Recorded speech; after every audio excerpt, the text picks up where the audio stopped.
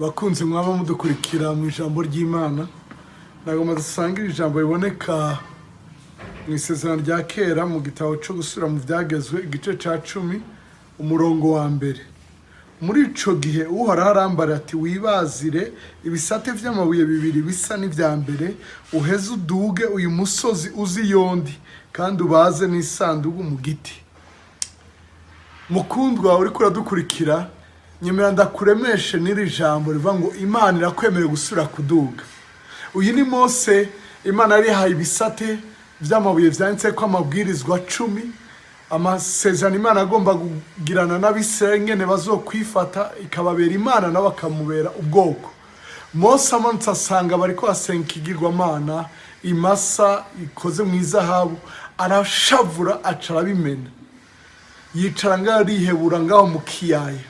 Imana ntiyamurekera ngaho, iravuga ngo subira uduge. Reka iri jwi rigushikire nawe we. Imana ikwemere gusubira kuduga, iguhe chance ya kabiri, deuxième chance, iguhe ayandi mahigwe, iguhe akandi karyo ko kuduga kuri top.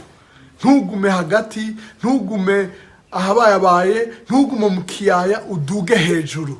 Imana kudugane nawe witabe nka Mose. Uvyibuke nko Mose yicaye avuga ngo muri ico gihe muge yumva remerewe, muge yumva guwe nabi, muge yumva acitse intege, muri ico gihe Imana yamara ngo asubira duge. Mbere amwemera ngo bakorane, iramara ngo akore ibisate, mbere amara ngo izokwandika ko ya majambo nyene ya mbere. Yewe ntiyahinduye umugambi kubera twe twacitse intege, yewe ntiyahinduye umugambi ko twe twavyononye, iracari Imana, nta kihindura umana bwayo, izobigushoboza, izokudugana, usubire utere imbere. Imana iguhezagire, utere imbere, wewe wari wasubiye inyuma, utere imbere, wewe wateye imbere, utere imbere gusumvya, kuko Imana ntigomba ngo ugume mu bwiza gusa, igomba gushikana mu bwiza buruta bwa mbere.